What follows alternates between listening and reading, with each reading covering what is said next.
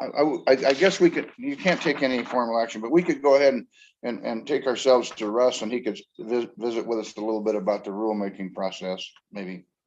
Yeah, and if we're still waiting, maybe go through the director reports too.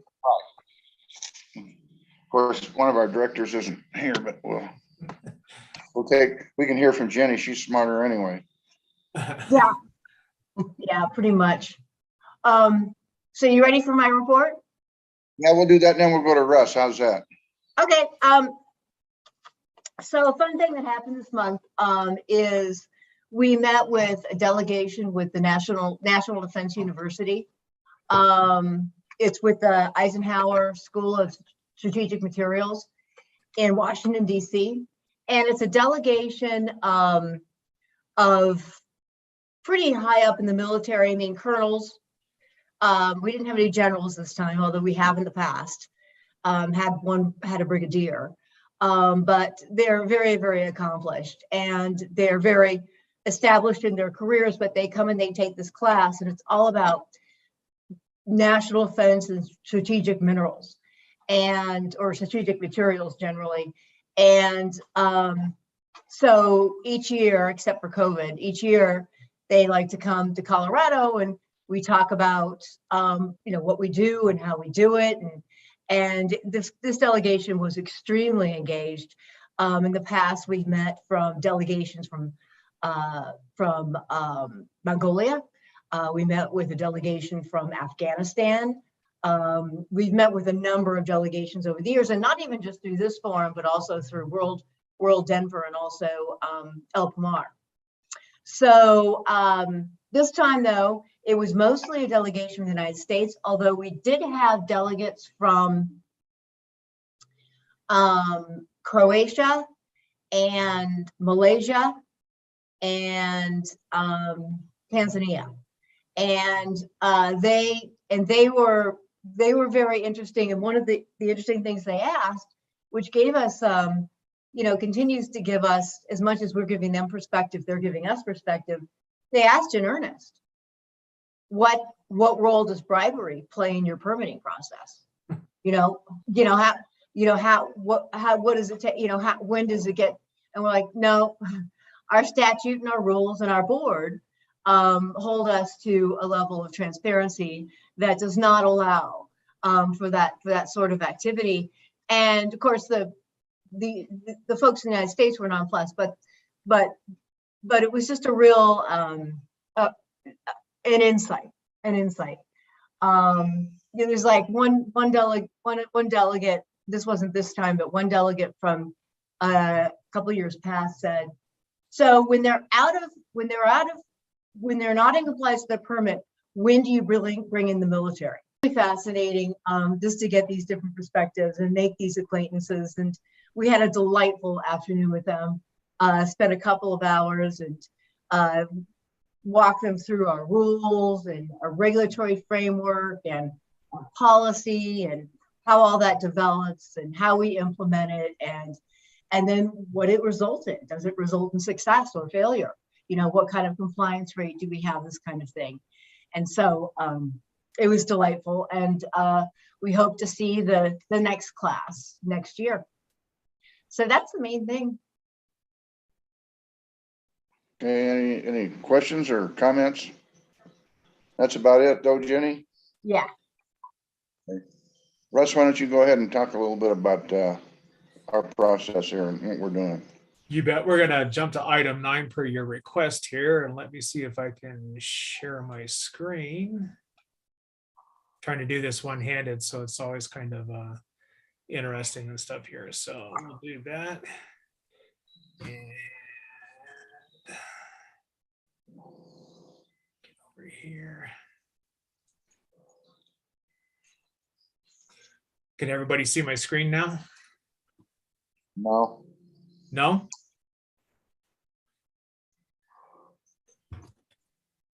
All right.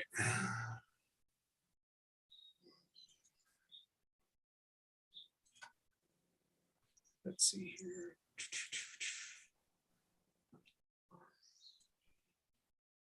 Share that. It's a little difficult doing this one-handed, so. There we go. How about now?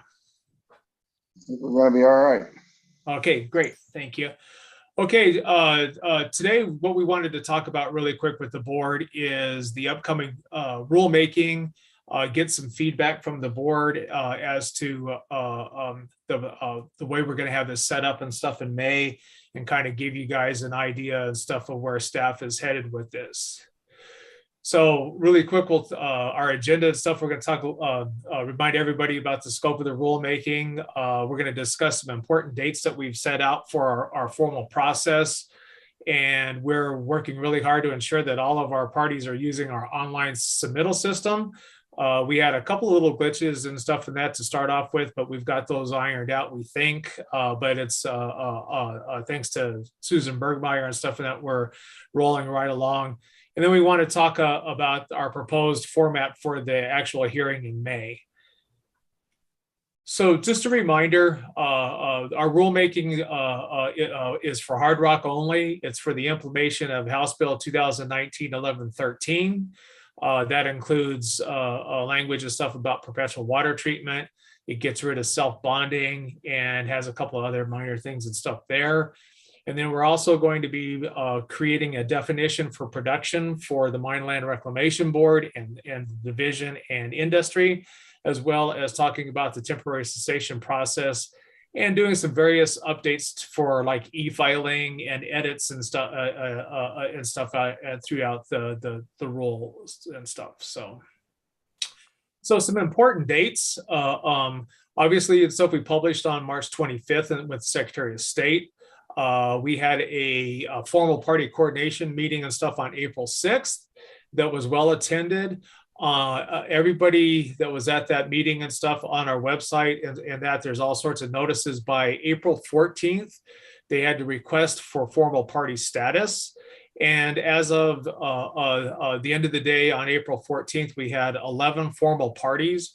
10 of them are from industry. There is CMA as a industrial representative group. And then there's 10 or 9 individual mining companies that have interest. And then the environmental groups and stuff are all under one umbrella with Jeff Parsons. There's a plethora of environmental groups and stuff that he's representing. So while there's only one from environmental, it's a very large crowd and stuff in that, and we're happy to see that. For this week, April 21st, by the end of by 5 p.m., all the parties have to have their pre-hearing statements are in to us. Alternate proposed rules and language are also due. Those are all submitted through our electronic form process that's online. That all gets downloaded so that all parties can see it at the same time. And then from there, we're going to have a pre-hearing conference on next Tuesday, and that'll be a Zoom meeting. And what we'll do and stuff is the formal parties will all be invited by Zoom, and others can attend, but they'll just be kind of like we do with our board meetings here and stuff. They'll be able to listen in by YouTube. So in May, on May 2nd, all non-party written statements are due. So members of the public that aren't wanting to be part of the formal process, they could submit comments and stuff like that. We want them by May 2nd. So that we can get those into a packet and to the board and stuff for review and stuff and that as quickly as possible. May 5th is the rebuttals from the formal parties, not only to statements from other parties, but also they all have an opportunity to take a look at the non-party statements and weigh in if they wish to. On May 9th, that following Monday, all non-parties have to put in a request for to address the board. That way we have an idea of how much public comment time we're going to need beyond what we're scheduling and stuff for our formal parties. We want an opportunity and stuff just like in a regular board meeting and stuff for public comment. But we also need to be able to put some framework and stuff on that so that it's we use the board's time as efficiently as possible. And of course, rulemaking will be May 18th and 19th. And I'll get into a little bit of the daily agenda here in just a minute. And we're also going to probably potentially notice this for Friday, just in case we get long into some issues and stuff, and the board needs a little bit of additional time for deliberation. One of the things and stuff that Jeff Fugate and I have discussed with Chuck, and that is if Friday doesn't work, the May 20th, then potentially and stuff, maybe we could look at something like the first Wednesday in June or something to bring the board back to finish this process, so that it doesn't create other issues and stuff in scheduling with other things that are coming before the board in June and July. So the actual hearing is going to be hybrid. The board will be in person at 1313. And formal parties will appear via Zoom. What we propose in that, and what we're kind of asking for feedback and stuff from the board today is that on May 18th, we have presentations and testimony regarding House Bill 1113 language, and also our edits in that, and set that for that day. And then on Thursday, May 19th, we take presentations and testimony regarding production and temporary cessation. There's two different, since there's such well-defined different issues and stuff, and that it works itself out and stuff, and that to having two different days for that. And if possible or needed, we could do May 20th, where maybe we don't have any additional testimony, just where the board has deliberations and they can do final adjustments. And as noted, if it doesn't work for the board and stuff for that Friday and that to get it done, then maybe we can look at noticing it for June 1st or 2nd. So what we're kind of doing stuff is build in some breaks and some other things and stuff, because this is a long process. It's going to be a little bit of a brain drain. So obviously on Wednesday, we'll start that off with our daily business. Staff will have an opening presentation, just really quick slide and stuff that says, here's what we're talking about today. And then we'll be, we're discussing, and we'll have this ironed out through our pre-hearing conference next week. We'll let non-party commenters and stuff possibly have time, have an hour here, but it just depends on how many commenters we have, and that it could be way, way shorter than that, but we don't really want to go too much more than an hour. Have a break, then come back in and start formal party presentations and testimony on the subject for the day, lunch, and then the division after the formal parties and stuff have had their opportunity. The division staff will also have a presentation, and then open it up for board discussion on language review and edits.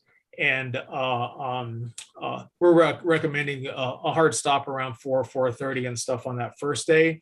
But that's always up to the board's discretion, and an afternoon break sometime around 2:30 or something. So one of the things that we're going to try to do differently that the Oil and Gas Commission has done is we're going to try to do some live red line version edits. We're going to have a big, 72, 80-inch TV set, monitor and stuff set up so that the board can see that language right up there. And one of our staff members will be making the adjustments to any of the language and stuff that's necessary or the board desires, so that you guys can see it in real time. And then if everybody's agrees on that language, then we can hit and save that. And that this is different than in years past. We've taken a lot of notes.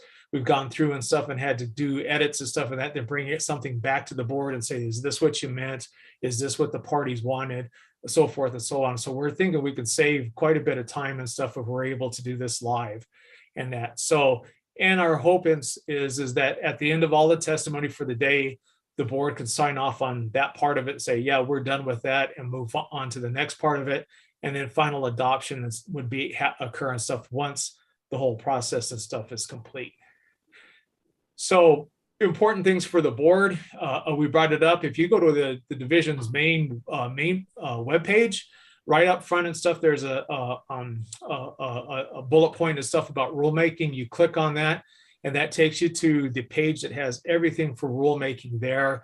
And that, so on that site and stuff of that, there's all the comments and stuff that were part of the informal process, part of the formal process, and the parties and stuff that are involved in it. And that's how people will submit their comments and stuff that to the board. So I went through this really quick and that, but here's some of the things and stuff that'll be that are on the website currently and stuff that are there. So current version of the rules, the red line version. There's a copy of House Bill 1113, and then our informal process version of the red lines, and of course comments and stuff in that from our formal stakeholders. So with that, get out of here. So I guess with that, well, the big thing is stuff that we're wanting to know from the board is if you're comfortable with the idea of splitting this up into 2 days for the 2 different subjects, and kind of the timeframes and stuff that we're looking at. One of the things we're weighing, public comment is always one of those things and stuff. If we have something that's contentious or something, putting it at the end kind of deflates some of the conversations from the formal parties and stuff, but in rulemaking, it's a little bit different. So we think that maybe by having the public comment periods and stuff up front, and that the board can hear that, and then we can move into the formal process. So does the board have any questions or suggestions or anything that staff needs to take into account while we're getting set up to do this? Hi, Russ. This is Lauren. I always have a question. Hi. First off, thanks so much for all of the thought and time and planning you've clearly put into this. Really appreciate all of the background that's gone into making this a successful process. So thanks very much on that. I did have one question. That Google Drive that you linked in your presentation, is that also on the website there? Yes. Okay, great. Yeah. Yeah, but otherwise, this sounds like a good process to me. It sounds like a good opportunity for everyone to get their voices heard. And then I appreciate that kind of back and forth live edits. I think that should help the process go a little bit faster. I think that makes sense. Okay. We are, and Jeff, you can jump in here. One of the things and stuff we are going to do in our pre-hearing conference next Tuesday is if there's, we're really close on language on several different issues. And if we can have an additional meeting or something with the formal parties and stuff between here now and then, and iron that out to where everybody's in agreement and stuff, and that may save us some additional time. This could be 3 days, or it could be done in a day and a half. It just depends on how everything falls into place and stuff there. So I want to give a shout out to all the stakeholders and stuff for all the time that they put into it, for sure. So it's been, I think it's been very helpful, although 2 years is a long time and stuff to drag this out and stuff. We're happy to get it done. So For sure. Thanks. Any other questions or comments? Let's be mindful that let's try and avoid the 20th if possible. We'll do that. Yeah, it's only if needed and that, and if it doesn't work, then we can certainly have a discussion about kicking it to like June 2nd or something along those lines and stuff. So, and but that if that causes a problem and stuff, we'll be mindful of that. It looks like you're pretty well over. Yes. Oh, go ahead. If you had more, I just had something. Well organized. I appreciate that, and it's always, when you're having a hearing like that, like we're going to have, need to be as organized as possible, and I think you're on cue. Okay, thank you, Jenny. Yeah. It looks like Mr. Lobato has joined us. That now gives us a quorum, but we don't know if Mr. Lobato plans on staying on, and we can't get hold of him because he's on his phone. He's on this by his phone, which means he's not answering his phone. So, Mr. Lobato, if there's any way you could let us know.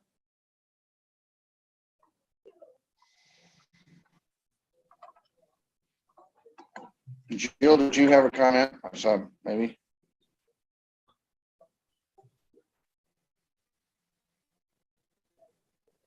Yes, Jill, no. did you have something? My only concern is scheduling, if it takes 3 days, having it scheduled firm, just where I'm at, I'm unavailable that week in June. Okay. I'm out all of June. Okay. Well, and our primary concern for staff is going through all the deliberations and everything else and stuff that we have, and then letting it sit there and marinate for 30 days or more or something like that. So that's why we're trying to be as expedient as possible. So trust me, we all want to get this done by Thursday. That's the number one driving and stuff. And the 20th is just nothing but a parachute in case we needed it. Because if we don't notice it for that, then we can't really hold the meeting and stuff for that. So, but we'll do what we can. And we'll talk to Jeff and Chuck and we'll work that. But we will note and stuff in that for sure that June doesn't work for you. Yeah, thank you. Sorry about that, but Oh, no, yeah. Here, Are we able to determine whether Anthony's in contact with us? yeah, Mr. Lobato can stay on for an hour. We have a quorum for 1 hour. And can we find it when we need to vote? Can we figure out how to record his vote? Yeah, actually, John, what he's gonna do is he's gonna pull over and try to figure out his phone to get himself to unmute. If nothing else, he can always call in through here, through my phone, and I can put him up to the speakers. Okay, I just want to make sure we're legal. Me too. All right, so thank you so much, Rush. That was good. Got the executive dresser, and now we have on the consent agenda. I need a motion to pass the consent agenda, which includes item number 10 on your agenda. Can we wait for just a minute for him to pull over? Just guide me through it. Like Just let me know. maybe take like 5 minutes, and he should be, hopefully he'll be good to go. We'll figure out something. If I need to go get a cup of coffee or anything, I do. So we'll wait 5 minutes. How's that? That sounds great. Thank you.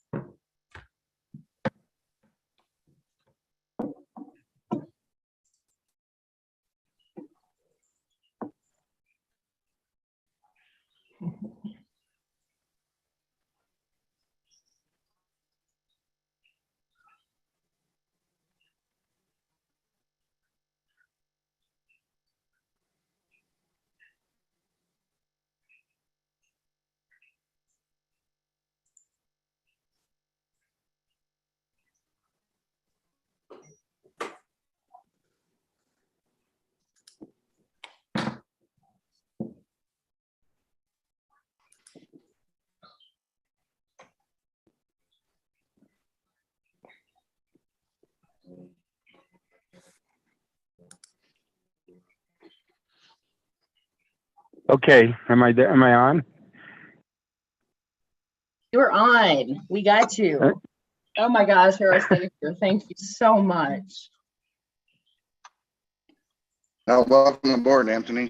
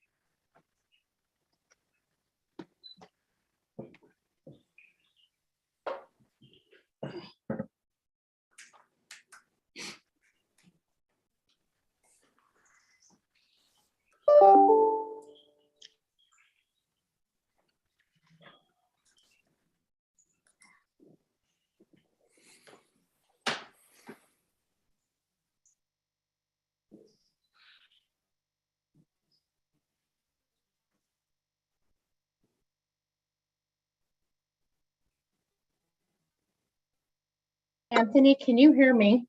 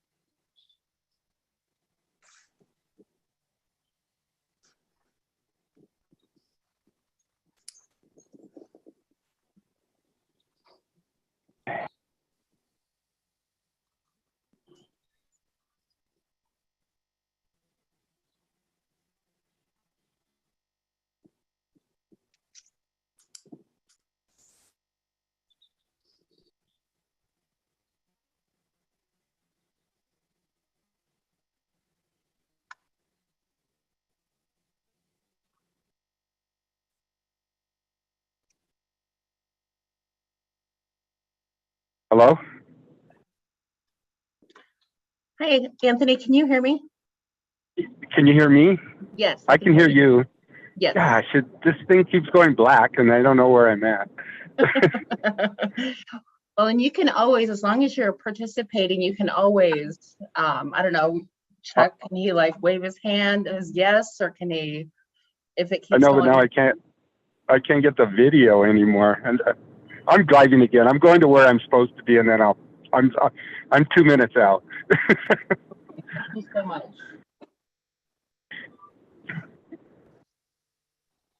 Yeah, Cammy, I think we're pretty flexible in terms of, however he can signal that he's voted. We're able to count it as long as we know, Okay. Okay. whether that be Okay. a thumbs up, a message with a yay or a nay, thumbs up, thumbs Okay. down, or just if you're able to do it verbally over the phone works too. Okay. Okay, so can we move on?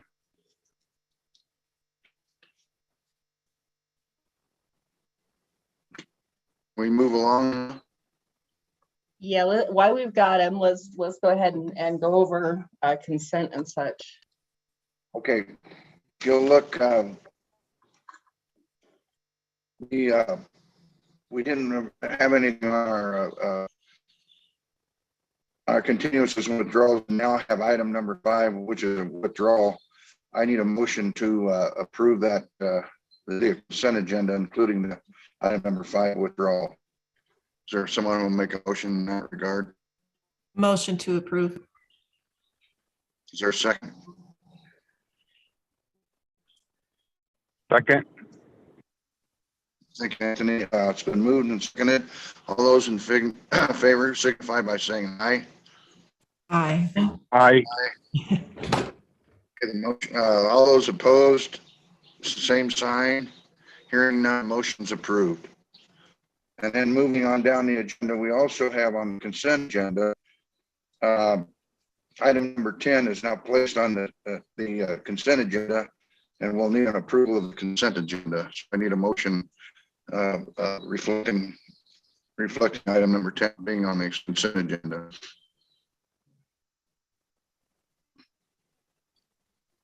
I move the approval of the consent agenda. Anthony. Okay, thank you. Is there a second? Second. Moved and seconded. All those in favor signify by saying aye. Aye. Aye. Those opposed, same sign. Hearing none, motion is passed. And moving into enforcement hearing on item number 6 on your agenda, HCR High Country Repair, Orfano County. Let me see, who's Patrick Lindbergh. Is that right? Okay.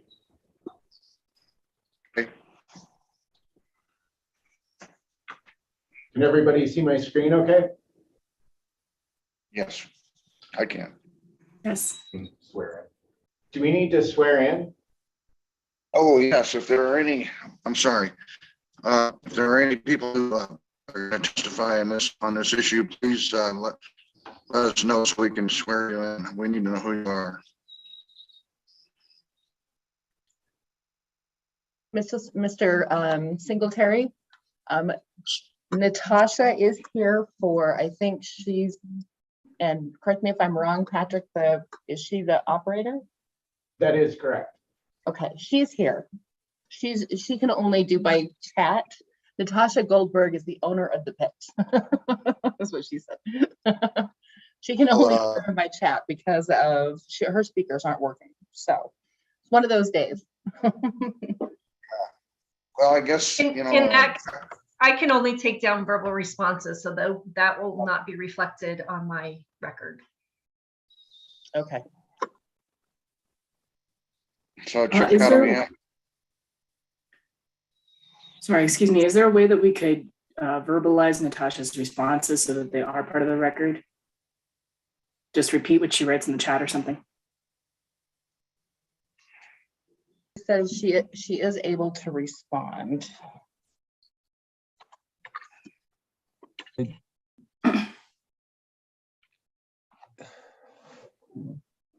Well, I think one of us could read her chats certainly, but I wonder if she's able to call in on a landline,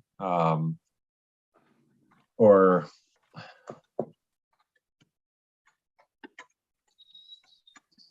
I'm checking with her now.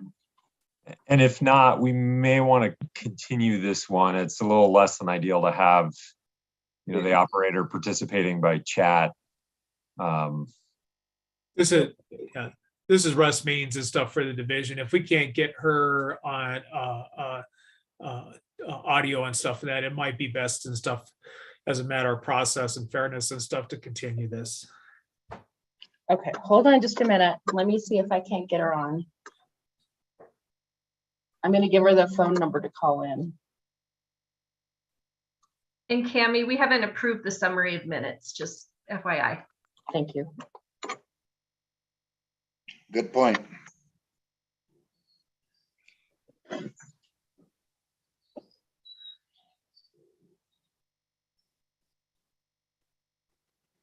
I just sent her a message to call with the telephone number and the meeting ID and so on. So Can I go ahead and ask for then the approval of last month's minutes, March minutes? Yep, this is Lauren Duncan, so moved. Is there a second? Second. Moved and seconded. All those in favor of approving the March minutes 2022 signify by saying aye. Aye. Aye. Opposed, same sign. Hearing none, the minutes are approved. And we'll just wait. You give me a heads up, but I think, without having something on the record, I think we're exposing ourselves to something we shouldn't. Yeah, I think since we're short on time with Mr. Lobato, maybe it makes sense to kind of move to the next agenda item and then have if we're able to get the operator from High Country Repair back on, circle back up if she's able to join. And if not, I think we should consider continuing that one. Why don't we do what you suggested, and we'll move on to item number 7. That'll give us a little time to see if we can put something feasible together, and if not, then we'll consider the continuance. We'll move on to item number 7 on the agenda, which is Hinsdale County.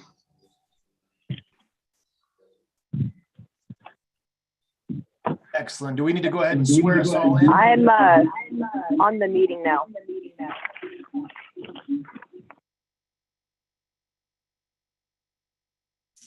Natasha, talk again because you were reverberating there. Then hopefully we need to avoid that if possible.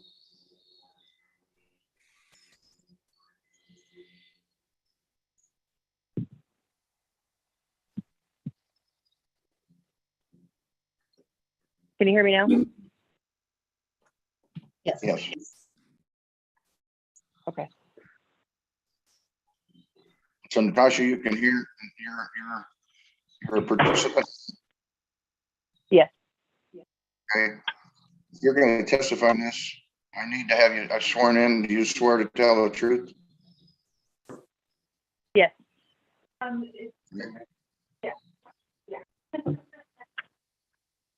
Anyone else testifying on this matter? If not, we'll move on. Mr. Lindbergh. All right.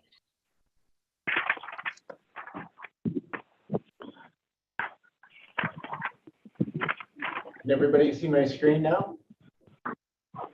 Yes.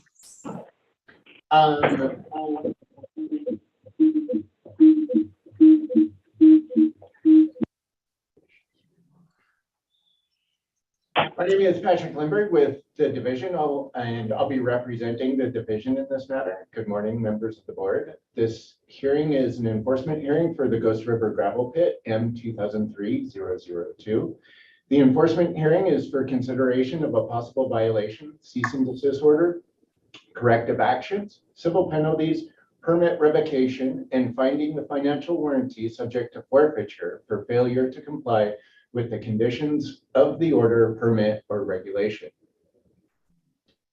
The Ghost River Gravel Pit is located in Warfano County, approximately 4.5 miles east of the last car exit, exit 64 from I-25 on County Road 110.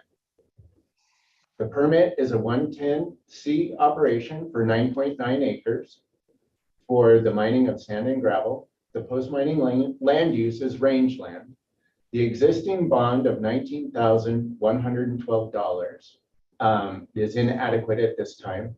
A surety increase, SI2, was issued on August 26, 2021 to increase the bond amount to $49,316. That SI amount was due October 25th, 2021. Just to refresh your memories about the Ghost River gravel pit, during the July 2021 inspection, the division found that they were outside their permitted mine boundaries. In this picture, you can see the yellow lines indicate the approved permit boundaries. The blue line is what was affected outside determined during the July 2021 inspection. This slide has an aerial image from 2013. This aerial image shows the level of disturbance more recently. The chronology. July 28th, 2021, the division performed a monitoring inspection. During that inspection, it was determined that 1.8 acres had been affected outside the approved permit boundary. On August 10th, 2021, the division sent the operator a reason to believe a violation exists and notice of board hearing. September 22nd, the division found the operator in violation for failing to protect areas outside the affected land from slides or damages occurring during mining or reclamation. On October 22nd, the signed board order was sent to the operator via certified mail, and the signed board order was sent via email on October 26th, with the operator acknowledging receipt later that day. November 21st, 2021, the board ordered deadline for submitting the unsuspended portion of the civil penalty, $4,300, came due, and the amount has yet to be paid. On January 20th, 2022, the board ordered deadline for submitting the conversion application passed, and the application has not yet been received. On February 23rd, 2022, the division sent the operator a reason to believe a violation exists and notice of board hearing for failure to comply with the conditions of the order for violation MV 2021-016. The signed RTB was sent via email on February 28th, with the operator acknowledging receipt later that day. Reasons to believe, the reason for the violation, CRS 3432.5-124 requires the permittee to comply with the conditions of a board order. The permittee did not comply with the conditions of the board's order for violation MV 2021-016 by the board ordered corrective due date required by the board's order. Therefore, failure to protect areas outside the affected land from slides or damages and failure to comply with the conditions of the board's order to correct such violation constitutes a default under the permittee's performance warranty. The staff recommends the board find the permittee in violation of CRS 3432.5-124 for failure to comply with the conditions of the board order for violation MV 2021-016. Cease and desist order. Staff recommends the board reaffirm the cease and desist order issued by the board at the September 22nd hearing, which prohibited any further activities on the affected lands except those activities approved by the division in writing as necessary to comply with the conditions of a board order, prevent damages to offsite areas, complete reclamation, or to protect the public health and safety until the corrective actions have been resolved to the satisfaction of the division. Civil penalties. In this manner, the board previously imposed a civil penalty of 43 days at $1,000 per day for a total civil penalty of $43,000. All but $4,300 of the total assessed civil penalty was suspended if the operator complied with the corrective actions in the time specified. The division is not seeking any additional civil penalties in this matter. The staff recommends the board affirm the unsuspended civil penalty of $4,300 and the suspended civil penalty of $38,700 are due and payable. Permit revocation pursuant to CRS 3432.5.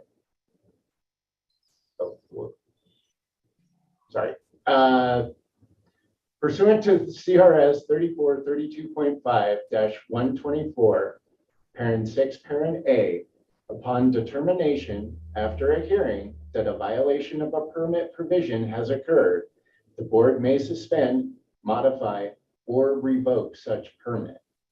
Staff recommends the board revoke permit M 2003-002 pursuant to CRS 3432.5-124, parent 6, parent A.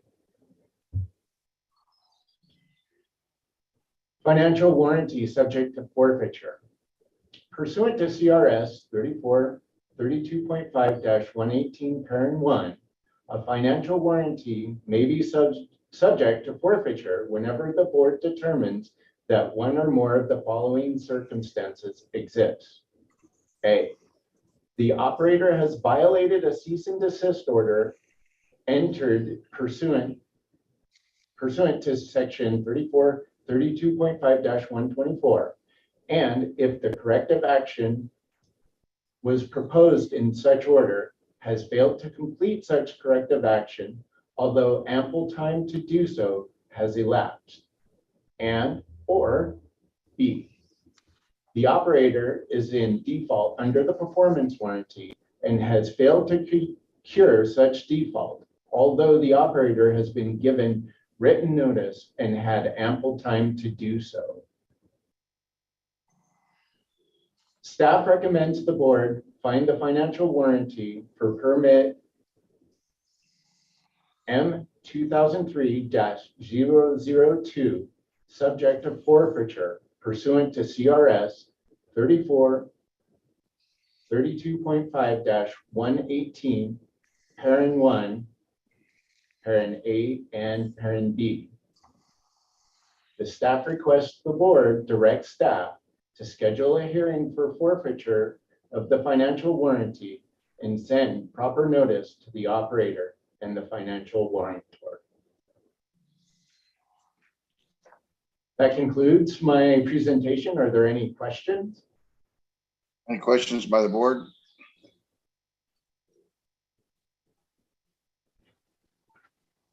Okay, moving on, Natasha, and I don't know, for the record, I'd like you to state your legal name. Is it Natasha Goldberg or Branch, or and for the record, tell us your relationship to the Ghost River permit. And then go ahead and testify.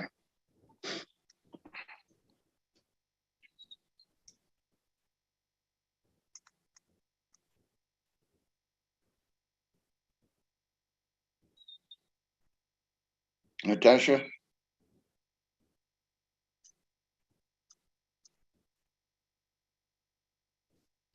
This is an interesting meeting. Sorry, Natasha? I had to hit *6 to unmute. Okay. My name is Natasha Goldberg. I purchased the Ghost River Ranch from James Branch and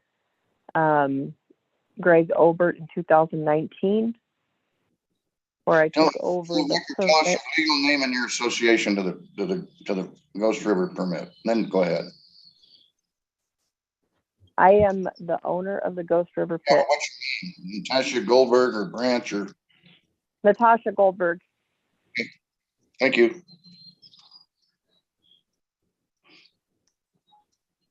Go ahead. Owner of Ghost River pit and property. All right, go ahead. I don't know what else you want me to answer with that. well, you need to tell us what you think about your position right now in your posture in this issue. Well, I talked to a lady in Canyon City for the last few months about doing a 112 permit on that land. And for her to switch it over, it's going to cost $50,000, and I just don't have that money right now to do that. I've got some other things I have to do personally. I bought this property from my husband's partner in order to keep the pit going for him, and he passed away on September 8th. He had a guy in there that was screening material for him who went outside the boundary lines. He was supposed to have corrected that. I haven't had anybody come out and survey it again to see if it was corrected. We did take out the contaminated material that he did leave in the ravines, and outside there were some buckets of oil that were empty. I did have some of my guys go in and remove that. We moved a screen outside of the areas that was affected. The guy that my husband had screening there, I told him not to go in there, and he's still pulling material out of there. So I'm not real sure how to stop that from happening. But that's as far as I got with it. I am going through some estate stuff with my husband's estate and his family right now, and which is in court. And then I've also got another court suit I have to handle with our company that's also taking precedence over this. So I basically have just left it be. I know that the guy that was screening did take his screening machine plant out of there recently. I'd have to go back through my text messages to see. I had a guy that took a picture of it coming out of the machine, out of the plant. Maybe a month ago he pulled it out of there. But that's as far as I've gotten with it, other than talking to that lady, and changing it over to a 112 is just out of the picture for me. Okay. Any questions or comments from the board? Yeah, this is Lauren Duncan. I guess I hear you, and I'm sorry for your loss. Let me start there. That's the most important thing to say. Secondly, these recommendations carry a pretty hefty civil penalty with them. So I do want to make sure that you're clear on that. And also maybe that you've had a chance to connect with DRMS after some of these recent adjustments on site. You mentioned moving the screen, cleaning up some of the trash, et cetera. I want to make sure that you all are in good communication and have had a chance to talk with your specialist there. The only one I talked to is Patrick. I don't really know anybody else. I talked to this lady in Canyon City. I can't remember her name. Anyhow, I just don't have $50,000 to pay her to come fix my permit, which is what she wants to charge. I mean, I can certainly try to adjust it on my own and see if it comes out right, but like I said, this wasn't a project that I really was intended on doing. It was my husband's project, kind of like a go-to for him. I don't want the fines that come associated with it. Absolutely not. As far as the $4,300 check, I had my secretary quit in the last week of December, so I was going through my books because I did write out a check to you guys. She said she mailed it. I can't find it cashed anywhere in my accounts. So I don't know if she lost it or what the heck she did with that, but I can certainly send out another one. I just need an address for it to go to. But I'm going to need some time to get this associated with. I'm going to have to call this guy that keeps going into the gravel yard to pull material out without consent. And I guess I'll just have to bring in a machine and fix the other areas because he told me he had fixed it. I don't know, Patrick, I can't tell on your screen if he did fix it. When we went out there and walked the property, I don't know if that was enough area that was fixed. You'll have to let me know on that one. He did pull the material back away, but unfortunately, the land is still affected and it needs to be revegetated and whatnot like that. When I was out there with you in the beginning of February, it looked like some seed had been spread, but the division hasn't done an inspection since the beginning of February. So not too sure how that's coming in. As you mentioned, you had removed some of the old equipment, removed the concrete culverts that were down in the ephemeral drainage, as well as the drums and stuff like that. And those problem citations have been abated. But yeah, there's still lands outside the approved permit boundary that are still affected. So I'm more than willing to take a machine out there and a dozer and doze it out and then reseed it. I'll have to do a dry land seed because I don't have water. I have a well there, but I don't have any idea if that well is a functioning well or if it's even, I don't even know if it works.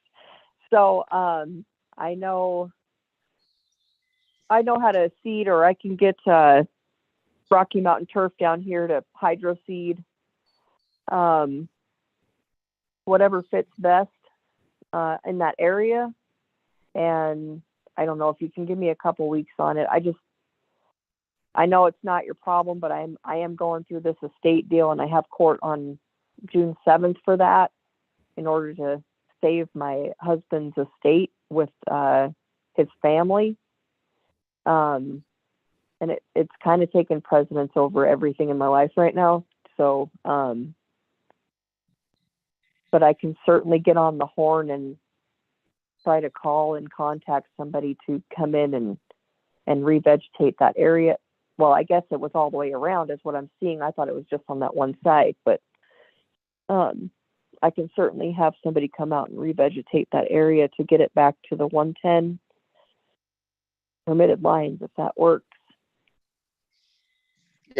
For me, let me just talk for a second. For me, I think we're in a kind of a strange position here, and it's our job to do what we need to do for Colorado. But is there a place you think we could come to that would make sense, that if she paid the I think $4,300, got that check to you, and then we figured a time, has she been reluctant to communicate with you, or has it just been a problem? I just would like to get it solved. Penalties are not, what I'd like to do, but I think we need to be very forthright on finding a solution. And I don't think we can find it today, but maybe we can find a way to lay out something within 30 or 60 days to get that accomplished. Is there, I don't know, the staff, you can react to that and see if I'm speaking out of turn, but it sounds like she's got a problem, and if she's willing to work with us, I think we need to try and do that. This is Russ Means for the division, and certainly Patrick and Jared can jump in and expand on this as well. Part of the problem is that we haven't heard anything from the operator and stuff, and that while we're trying to while the processes move forward, and that, so that's been very, very difficult. I realize and stuff that has a lot of other things on her mind and stuff, but a few emails, a couple of phone calls and stuff, and that would certainly be helped us out. And if we had this information and stuff here, we probably would have gone ahead and continued this and stuff and that for another 60 days or something. And that if she is willing to at least get something going and stuff here and stuff, and that we could come back and visit this in 60 days and allow her time and stuff to get some of her personal affairs squared away. And our biggest problem and stuff is that there's mining outside the permit. And there's also a cease and desist order, which means whoever's coming and taking material and stuff is violating your cease and desist order, and that needs to stop. And that, so, but we're certainly willing to, Chairman, to give a little leeway here and stuff, and that a little extra time is not going to hurt anything one way or the other. And Patrick, Jared, do you guys have anything you want to add in on that? No, I think you hit the nail on the head, Russ. You know, the board order corrective action was for them to convert the 110 into a 112 to encompass all the area that was affected within the permit area as is required by rule and statute. Definitely, you know, we appreciate some of the reclamation work that has been done to kind of bring that stuff back into the permit boundary, but that land is still affected and therefore needs to be part of the permit. So, you know, just going out there and seeding isn't going to solve the problem. It needs to be, you know, within the permit boundary. You know, we would be amenable to, you know, extending that corrective action due date to give Ms. Goldberg additional time to put together a 112 application, conversion application, and get that into our office to allow that time frame to be extended. We would be willing to do that. Well, and Ms. Goldberg, in reference to the staff, Ms. Goldberg said she can't afford the $50,000. Is there any way you could, say if we can come up with a 60-day period here that you could help her through that process? Because it sounds like, you know, she owns a property surrounding it, and there sounds like a way we might be able to make that work for her. I can appreciate where she is right now, but Ms. Goldberg, you know, you're leaving yourself open for some pretty severe liability. So, you know, and I appreciate when hold on a minute. When I had that guy.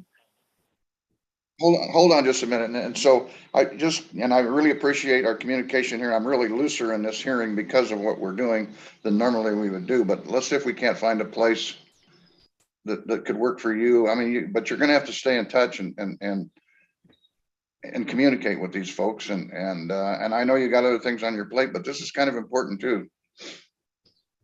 Go ahead, Ms. Goldberg.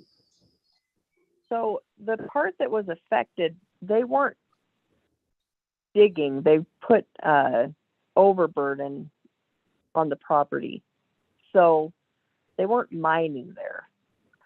So it can certainly be removed, the material that they pulled out of there. It wasn't mined, from what I can look at and see on the permitted area. So that can be reseeded. So I don't know, I guess I'm confused about why I need to turn it into the 112 when it can be reclaimed, since that it wasn't mined into.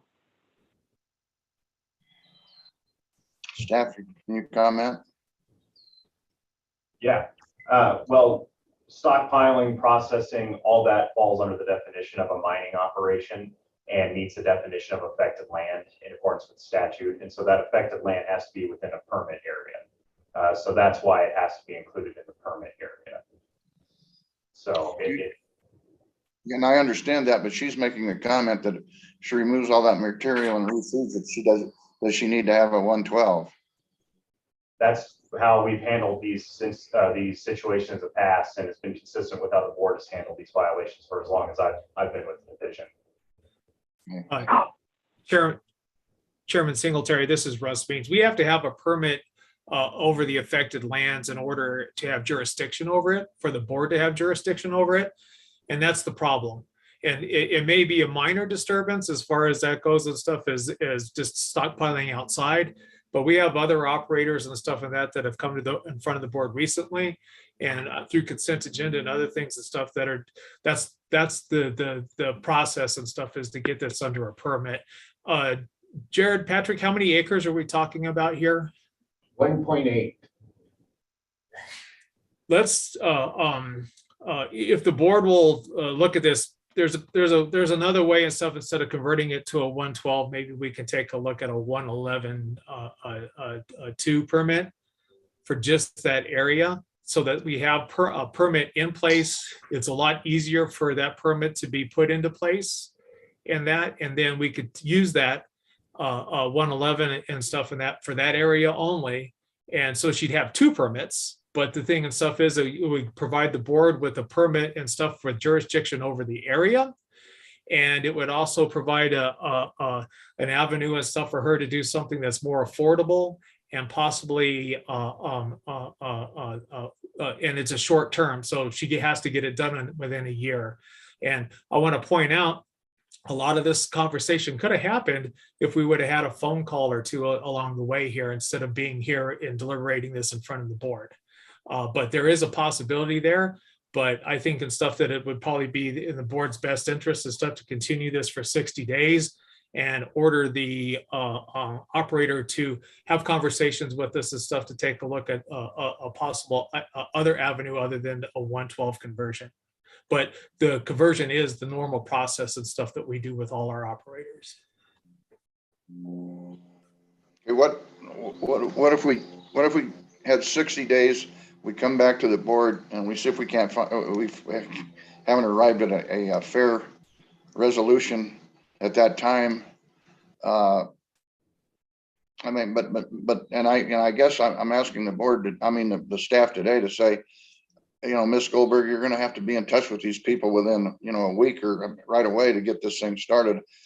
You just got to show a little initiative on this thing, and so we can come up with we're going to try and figure out a way to make this thing work, but you got to help us. So you got to stay in touch. And I know our people will work diligently to find a place that works for both of us.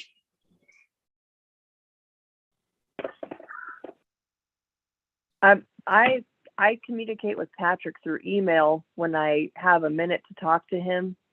But that's as far as it's gone with that. I told him I was in contact with that lady from Canyon. She responded to me finally after looking at the permit and told me how much it would cost for me to use her to exchange it. So, I'm willing to do that. It's not like I'm not willing to talk to Patrick, and he's a good guy. And I hate to say it, but there's I've also got 11 semi trucks that I run all day, and I'm one person.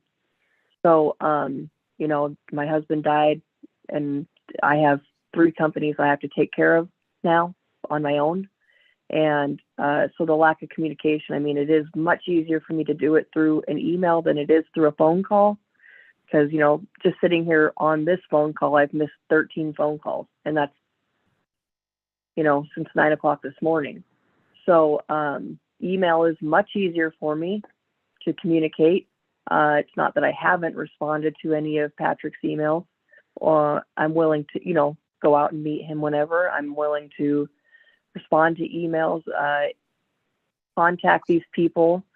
But again, if there's lack of communication, it's, all of this subsided within days after losing my husband. And I just asked for a little bit of leniency and a little bit of time so I can, I recently, within the last month, started functioning like a normal human being. I know that you don't know what it's like to lose a spouse. Maybe you do, but it's really difficult mentally, emotionally, especially when you work side by side with that person for 10 years.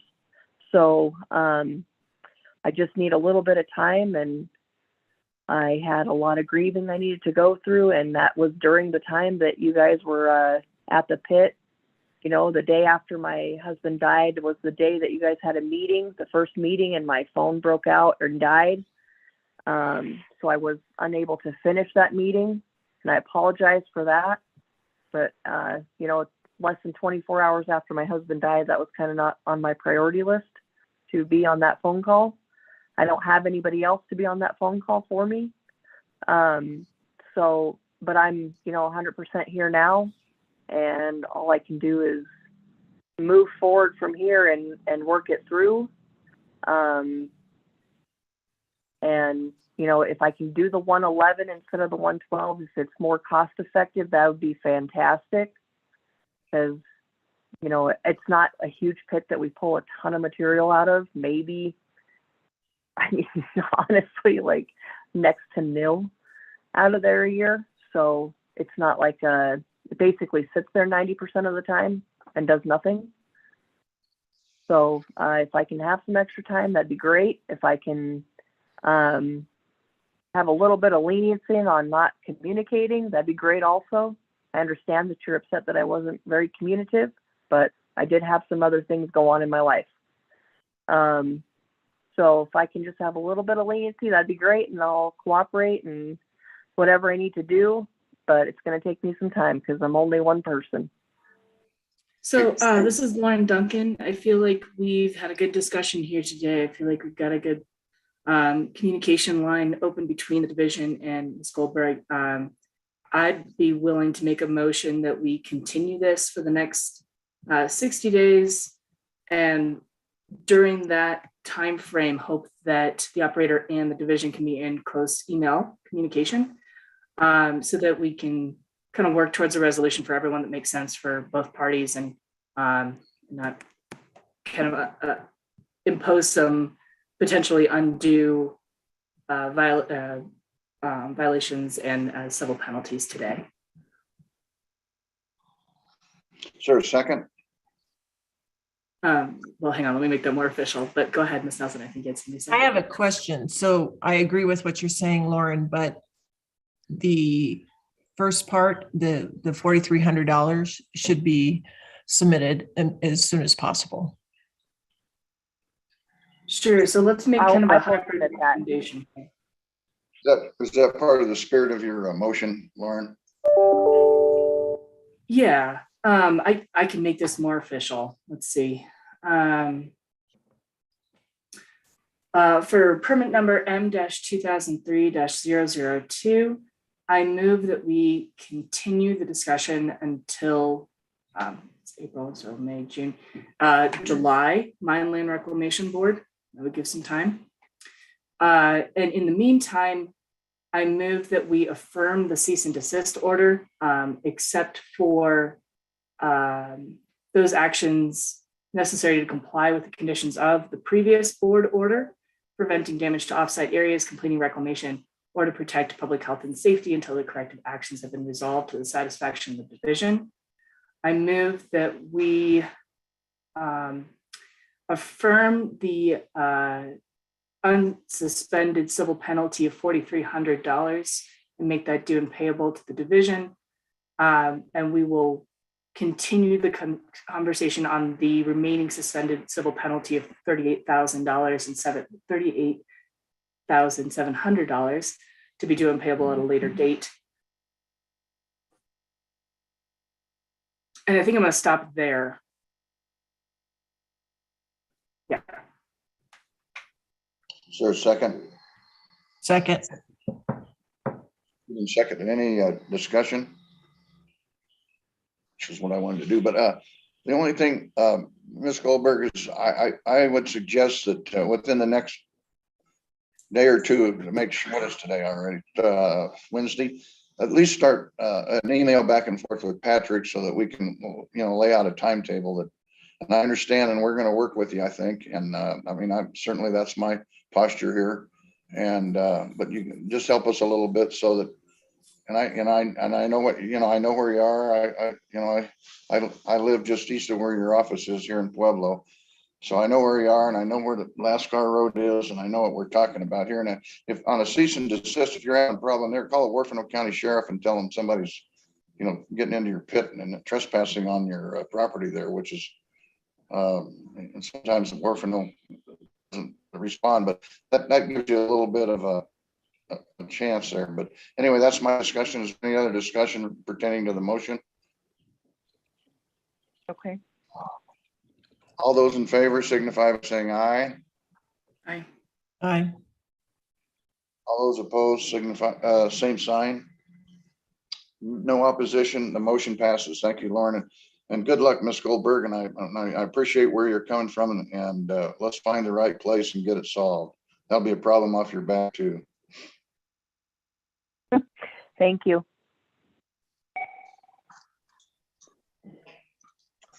Mr. Singletary, can we move Jeff Graves' item up to the next thing so that we can get his grant approved before we lose Mr. Lovato? Board action number 8. Correct. Okay, let's do that. Thank you, Mr. Chair. Jeff Graves, Program Director for the Inactive Mine Reclamation Program. And I'll share my screen real quick here. So we're going to be talking about our Colorado Inactive Mine Reclamation grant to OSM, our 2022 reclamation grant. And I originally thought we'd have a little bit more time today, so I was going to cover some additional information in the interest of just kind of education, but we'll zip through this more quickly to respect Mr. Lovato's time. So let's see here. Okay, so our inactive mine reclamation program, we address sites that were operated prior to 1977, before reclamation laws were enacted. These are the types of projects that we work on. For the most part, it's coal related. We also do some non-coal related safety closure work. And then additionally, our program addresses bond forfeitures on behalf of the board at sites. And then we also do some water quality improvement projects with funding outside of our OSM grants. Program funding, I believe there's more details related to this in your board packet, but this is just kind of a summary of the different types of funding that we receive. The grant that we're going to be discussing today is that first item there. That's our Title IV fee-based grant. One thing I know Jenny's mentioned in the past to you, I believe in her division updates, was the Infrastructure Investment and Jobs Act that will be providing a significant amount of funding for our program over the next 15 years. And I did have additional details on that we'll probably skip through today, but you can see the other funding sources that we utilize for program related work. It's a pretty extensive list of how we cobble together funding for that. Program updates, I'll kind of zip through this. And with respect to receiving that additional funding from the Infrastructure Investment Act, we will likely be expanding our program to help do additional reclamation with those $10 million annually. Probably focusing most closely on coal fire related work, and then doing other coal related projects, like we'll probably be doing some grouting and some of the neighborhoods where we're seeing subsidence, and then also doing some additional addressing of hazardous mine features and waste piles. Our program also does some safety closure work on behalf of the Department of Energy's defense-related uranium mine program, and then doing some additional hard rock related work. We're also going to be working to develop a social media platform this summer to help do some outreach related to kind of stay out, stay alive, and informing the public of the types of work and projects that we're doing currently. So I'll kind of skip through this pretty quickly here, but just the infrastructure bill, like I mentioned before, it's going to be about $10 million for our program annually over the next 15 years. The total amount appropriated was just over 11 billion nationally. Some other aspects of that bill, it did reduce per ton fee on coal production by 20%, and then also extended the AML fee collection through 2035. So that's our annual grants that we receive each year. So this was the reauthorization component. The infrastructure bill also discussed hard rock and did develop a hard rock program within DOI. It was authorized but not fully funded. And so at this point, it's just the framework associated with potentially distributing funds in the future if those funds are ever made available. So that's just kind of a summary of how that played out. Additional hard rock, there was 1.6 million in the current omnibus that will likely be used to assist with inventory work on a national level in anticipation of potentially distributing funds made available through the current president's proposed budget or future allocations. You can kind of see how that would be distributed there. Good Sam, this is likely going to come up here pretty soon. Senate Bill 3571 related to Good Samaritan remediation of abandoned hard rock mines. This is another bite at the apple that's been proposed. It's a pilot approach with 15 projects, and it does provide the option for states, NGOs, and mining companies to be eligible to implement Good Sam projects. And this one does have good support across the board in terms of both Republicans and Democrats. So we're hopeful that this may have some progress on a congressional level. And then I just wanted to plug, we have our National Association Conference coming up in Grand Junction this fall. This is an association that we're part of. And so this will be an opportunity for about 250 AML practitioners to meet and discuss AML practices in Grand Junction over a 3-day period. And so anybody that is interested, that's the link to our website associated with the conference that we'll be hosting in Grand Junction. Okay, so here's kind of the meat of what we're going to talk about today, our 41st Reclamation Grant Overview. I'm going to zip through each one of these slides. I had one for each project, but we'll go pretty quickly. I think I may just kind of get down to our summary slide that shows all the different projects and the associated funding that we're requesting for each one of those projects. But it's a pretty good mix of coal and non-coal safety closure work. What you will see is there's not as much focus on coal within our annual grant this time around, and recognition that once we receive that 10 million additional dollars, that will all be coal related work. And so we're trying to peel off some of the potential coal work we would have done under our annual grant and place that into that infrastructure related funding. So you see a little more focus on non-coal related work within our annual grant. The things that we do with our advisory council to rank our projects and prioritize them, you can see the list of things there that we consider as part of the prioritization of different projects. It's a pretty good list. It does take into account, obviously, the hazard associated with features, but we also consider the value, geographic distribution, project size, things like that to ensure that we're getting the best bang for our dollar and actually making an improvement and in areas where it's wanted and needed. So you can see the distribution of our projects. As is always the case, it typically follows the mineral belt of Colorado. We do have some kind of like the coal fire symbol there over in Garfield County. That's kind of along that Grand Hogback area where we do consistent work. We have coal emergencies is shown there in Fremont County, but that's kind of all over the place. It just depends on where we get coal emergencies. I think the one we had last year was, we had a couple last year, but Boulder County, Weld County, we have a lot of subsidence events. But you can see a pretty good distribution there of projects. A coal fire investigation. We have this in our grant each year. Typically, it has significantly more funding associated with it. But this year, like I mentioned, we're going to be trying to cover those projects within our infrastructure funding. Coal emergencies. This is more of a placeholder in our grant. Obviously, $6,000 typically does not cover a full emergency, but it's a placeholder so that OSM knows that we have that in our grant going forward. T Road project. These are some coal related hazardous features that were brought to our attention by a landowner in county. Simpson Air Shaft. This is a follow-up to a emergency project that we did last August. Shaft subsided. We did a quick maintenance project on that to at least make it safe, but we're planning to go back and do a full shaft drill and grout on that feature there that you can see on the right. That's in, I won't say exactly downtown Lafayette, but pretty close. Firestone shaft. This is similar to the last project. This is a coal shaft up in the Firestone area.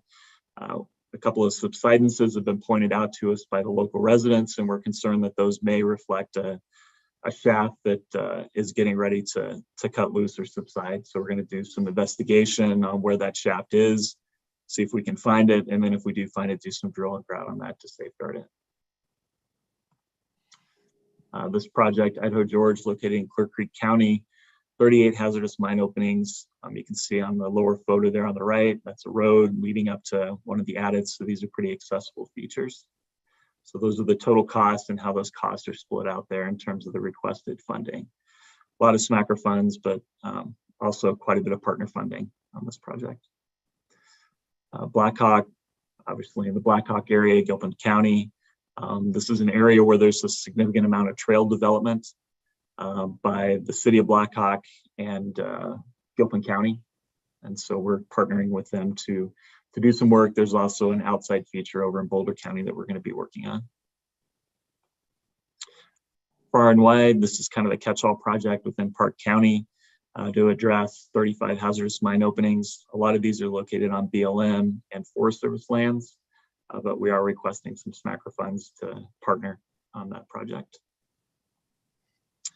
Hungry Pony, this is a pretty big project just outside of Cripple Creek, 50 hazardous mine openings, pretty significant amount, mostly on BLM property there. It's currently gated, but there is quite a bit of public access and public use within that area. And so we're going to be working closely with BLM to address those features. Burns Gulch, located in San Juan County. Not as many features, cost is a little bit higher just because of access. But even though the access is challenging from a construction standpoint, we do see quite a bit of visitation on these sites. The Kebrel project located in Gunnison County, 15 features, kind of a mix between Forest Service and private locations where we're requesting SMACRA funds to use on that project. So it's just outside of Crested Butte. A Wandering Prospector, this is mostly in Lake County. I did see there's a couple of features in Pitkin and in Chaffee. So it's a little bit of a catch-all project also. But you can see there's some pretty dangerous shafts associated with this project. And it's a combination of private lands and Forest Service property. And so here's the summary slide kind of showing how those costs lay out. You can see the total project cost down there at about 1.3 million. Of SMACRA funds we're requesting. That includes both construction, NEPA related activities, and project management time for our staff. You can see the potential financial contributions over there on the side at about $600,000. So we're leveraging quite a bit of funds with our SMACRA funds in addition. So for total project cost of almost 2 million. You can also see our admin costs down there. Combined with the total project cost for our total OSM budget of 2.829 million. And so this is the request that I would be making of the board, is to approve our 2022 grant with project cost of about 1.4 million, administrative cost very similar, for a total grant request of 2.829 million to OSM. Any questions by the board? Any questions or comments?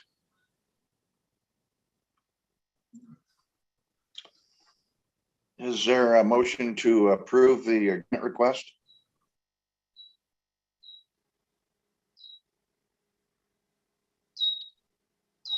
All right, well, this is Lauren. I'll go ahead and make that motion.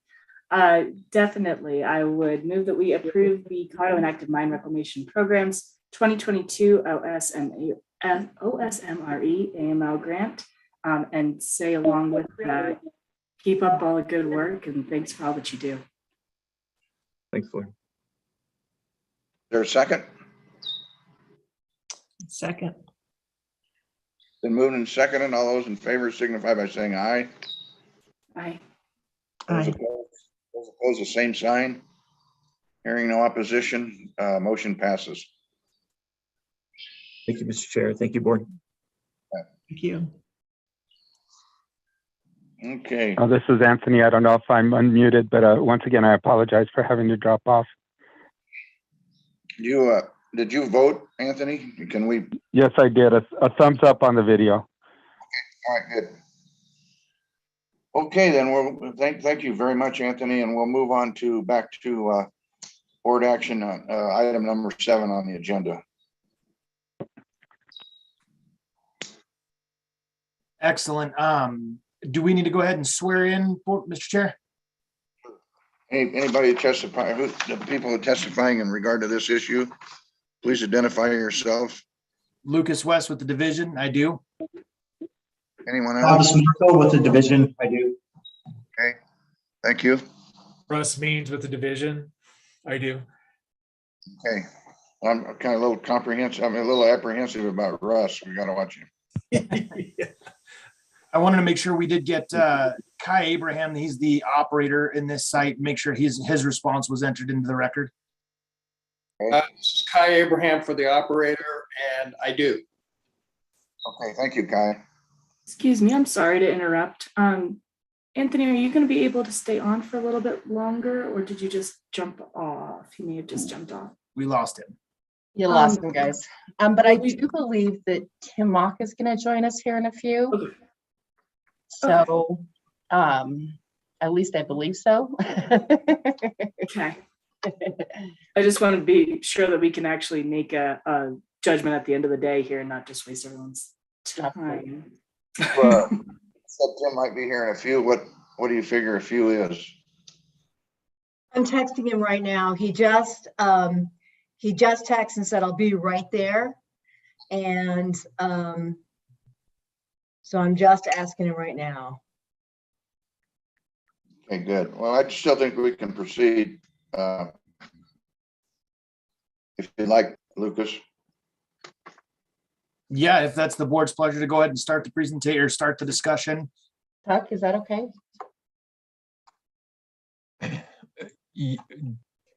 Well, yeah, as long as nobody we don't take a vote or anything without a quorum. And Cammie, do you have a sense when Tim was going to join? I mean, obviously it's best if everybody who's going to vote is there for the presentation. I think if we've just got a few minutes, it would be preferable to, I don't know, take a break or something and wait for Tim to join to start. That's what I was thinking too. Yeah, Mr. Chair, if we could just take a few minutes break. What do you mean? Give me a suggestion. 5 minutes or what? Why don't we give him 10 minutes? Everybody back here in 10 minutes. That'd be 10:50. We'll make it. Great. Thanks, everybody. Sounds good.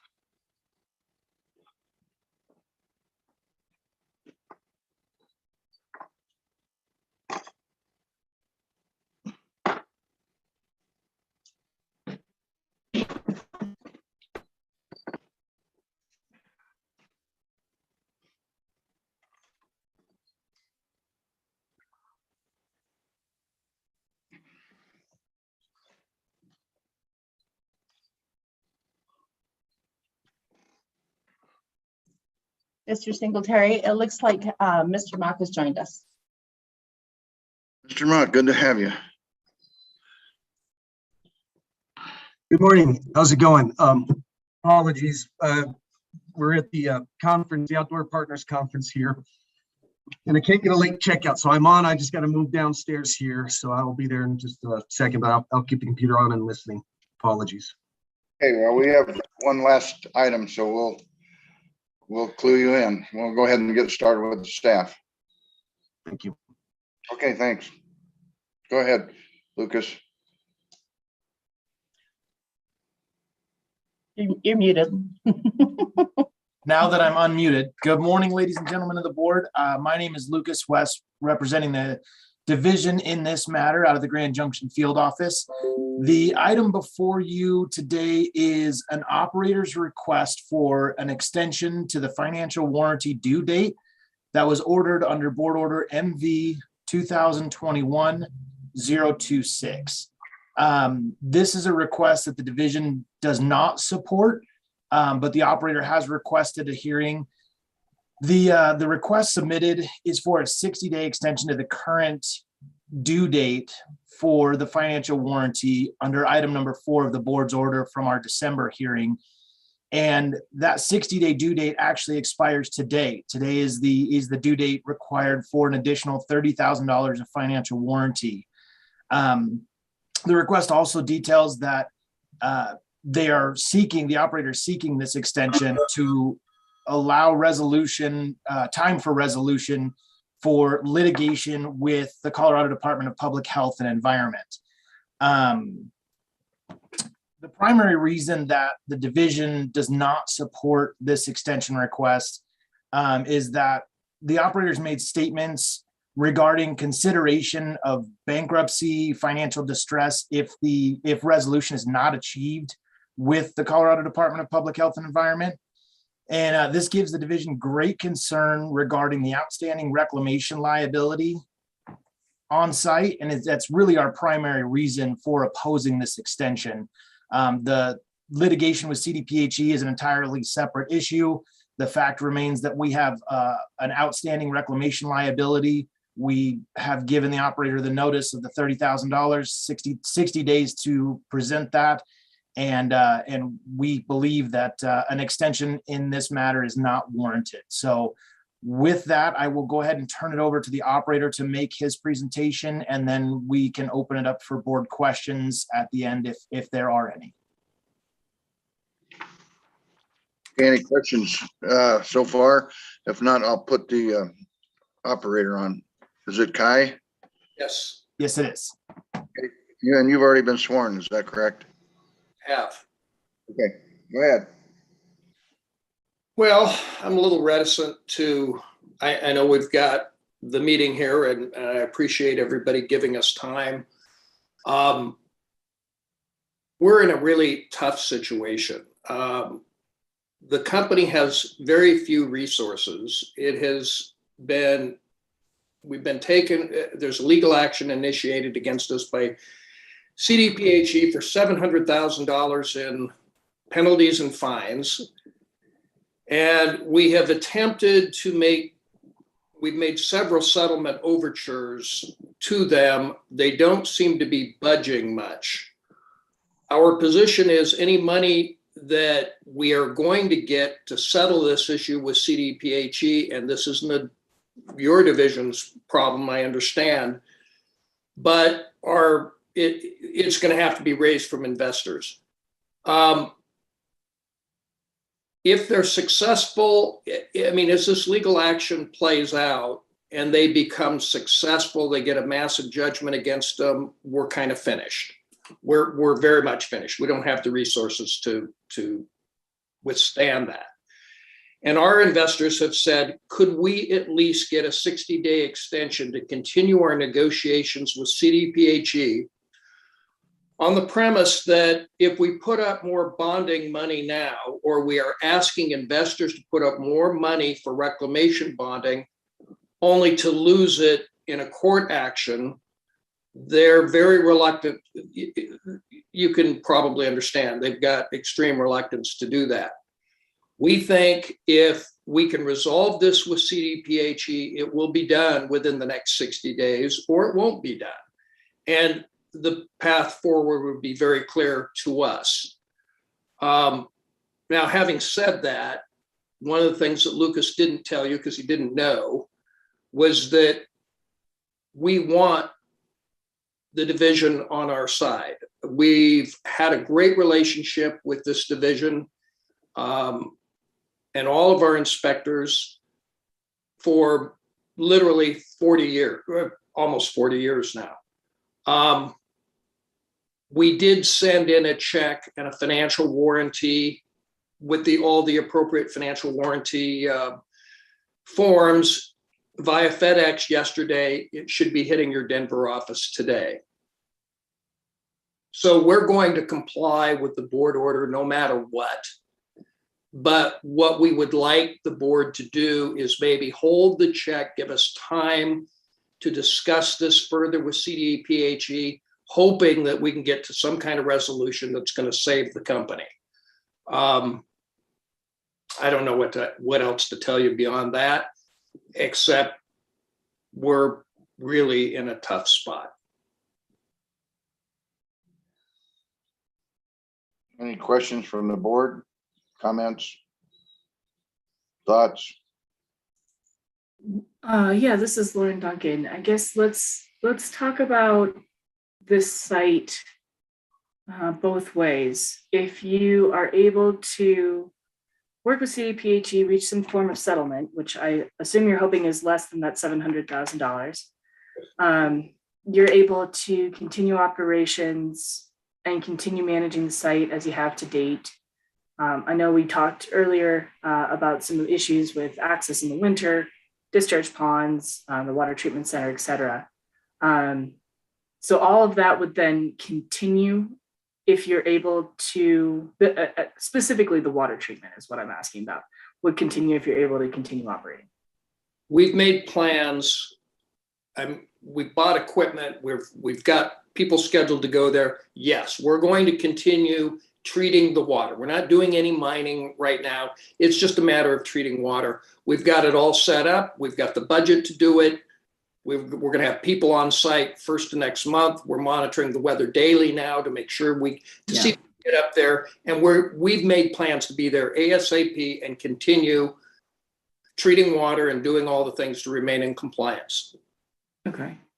And if you are not able to reach a settlement within 30, 60, 90 days, whatever with CDPHE, you're concerned that the company will fold. And then if that is the case, management of the site would really go to DRMS, would have to then, take on that management of continuously draining water out of the mine. I guess it's a question for you as well, Mr. West, if you feel like you have everything you need in place in case that is the case, and DRMS does need to take over that site. Nope, you're on mute. Hang on one second. Keep forgetting about that. Sorry. Thank you for the question. Currently, as we stand, and Mr. Abraham is correct, I did not know that the bond check was sent until just a few minutes ago. I saw an email come through. So as it stands right now, until we've accepted that bond, no, we don't have everything we need in place to be able to continue management of the site. The proposed increase in financial warranty is to cover 2 years of water treatment operations should the company go under. And what that would do is allow the division's inactive mines program and us to come up with a more viable solution long-term. If the company is able to stay in place and they operate, we have kind of set forth a path on how the ultimate goal is to make the discharge stop, to bulkhead the mine or do something to eliminate that discharge, which would be the ultimate goal if LKA remains in place. But through those conversations, it seems that might be an unlikely scenario. So I think it's of the utmost importance to get that financial warranty in place, secured and deposited with the division, so that we do have that assurance, and we're not operating on what ifs and what does another sister agency do. So yeah, as it stands right now, no, ma'am, we do not have everything we need. Once we get the check in the mail and we have it deposited and received, providing all the paperwork checks out and everything, then we'll be in a much better situation. Okay. And talk to me again about that bulkhead. If you receive the additional fund, would you have the funding to install that bulkhead, or is that kind of a later plan? That is part of a later plan. Bulkheading, members of the board may or may not be aware, it's very site-specific operation. There is no one size fits all cost estimation for a bulkhead. And we've had conversations with the operator that moving forward, should the company survive, that we would enter into those discussions and get the necessary engineering background done to come up with what would be required to put a bulkhead in. But those are conversations for a later day. I think this is the matter at hand now, but yeah, we would talk about that later. Okay. I guess what I'm concerned about is that we're watching the development of one of these draining mines in Colorado, and we don't want that. Yes, ma'am. So let's talk further on that. I'm gonna stop talking here and open it up to anyone else, please. Any other questions or comments or thoughts? Jill, go ahead. Just kind of poking around on the website here. You recently filed a termination of registration under securities, U.S. securities. Is that true for the company? Yeah, it's kind of a cessation of operations, but it doesn't terminate. It just kind of, it's what small companies file, as you might be aware, to exempt them from reporting and kind of put them into hibernation status with the SEC. We've had to do that because this big overhanging problem with CDPHE has got investors scared. Nobody wants to touch us with a 10-foot pole. So we didn't want to keep up the $40,000, $50,000 a year it takes to keep up reporting if we can't get this problem resolved. So securities lawyers filed that notice with the SEC, and it just basically puts us into hibernation. We can come out of that if we get this resolved by making another filing with the SEC, bringing our reporting current, and we're back in business. But one thing I think it's important for the board to know is that we're talking about mine drainage of less than 4 gallons a minute for less than 4 months out of the year. This is very small. There is no environmental damage that has ever even been alleged other than by CDPHE, which is theoretical. They've acknowledged that there's just no environmental damage.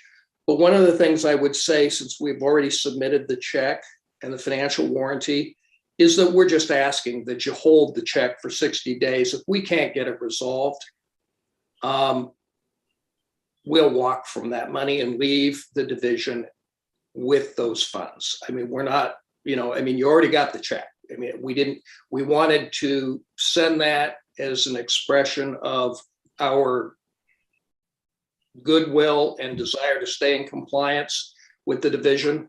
And we will, if we can't get this resolved, we're just asking you hold the check till, give us a little time, hold the check, you're going to get it anyway.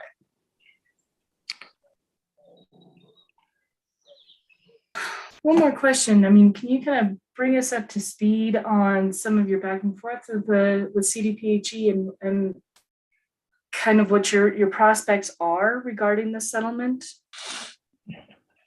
It's very difficult. They don't seem to want to talk, and we just can't understand, even looking at their policy, why they haven't taken into account our ability to pay. It's kind of perplexing to me, because if they push us out of business, this falls back to the division to fix. We don't think it serves the public interest. And we've got people standing here saying, hey, look, if they'll give us a reasonable settlement number, we'll pay it and everybody will be on their way. Because if we had to walk from this, we'd be walking from, reclamation bonding of already in place of $135,000 currently, plus an additional 30 that was just sent there yesterday. So, I mean, it's going to be very painful for us, but I don't know what to do other than just keep trying to talk and trying to keep getting a settlement. Sir, I may be a little harsh, but it appears to me through just looking at your company's inactivities on the SEC and other things that you're already posturing yourself to not win this. Is that unfair? No, it's just I'm still hopeful we can get someplace, because I've got everybody I know in this. I mean, our family, at one point, this was a very productive project. I mean, it was one of the richest producing gold mines in modern history. We're now in exploration mode. We've got investors lined up to help, but we always have to make this disclosure, the CDPHE disclosure. And everybody's just saying, well, sorry, Abraham, hands off until you get it fixed. So no, I'm not prepared to walk. I've never put a company into bankruptcy before. That doesn't bode well for mothers and brothers and cousins and everybody who's been in the stock forever. I mean, it would just flush those shareholders. So no, I'm not getting ready to walk. This is Russ Means for the division. Sitting in a check and everything, while the intent I understand and stuff, Mr. Abram, is goodwill and stuff of that puts the division and the board in a very, very awkward position. In that, for one thing, we've got to hold a check for $30,000 for 60 days that we are not even sure and stuff's going to be good at the end of that period. Granted, your word and stuff in that is that, even if you walk away, it's still cash that check, but your bankruptcy attorneys might say otherwise. And our liabilities, regardless of what any other agency does, the ultimate liability comes back to the board and to the division, and right now we're not covered. So to ask us to hold the funds and stuff in that, we just can't support that. And I'll just leave it at that. And Jeff Fugate may be able to chime in and stuff here and to help, but that's our issue. We understand where you're at, but your processes and stuff with another agency and stuff and that still doesn't do anything to alleviate our liabilities and stuff at the end of the day. That's our biggest concern. So Jeff, did you want to chime in? Jeff Fugate here on behalf of the division. Russ, I don't have much to state. I think you summarized the concern well. I think that the prudent and proper course for the division and the board here is to proceed as though there are some financial difficulties that is going to impact the ability of this operation to remain viable. That was the reason behind the bond request at the prior hearing. That's why it's important that the division and board obtain these funds, cash this check, have them available to conduct the needed reclamation and maintenance of that treatment. Jill, I tend to agree that, I don't know that it's harsh to kind of criticize somebody that's kind of setting things up the way that Mr. Abraham seems to be in his public dealings. We also have some concern that, again, as everyone is aware, this is a draining mine. It's small in quantity, but it is still something that the division takes very seriously, and they need funds to operate the system up there. Well, we understand your position.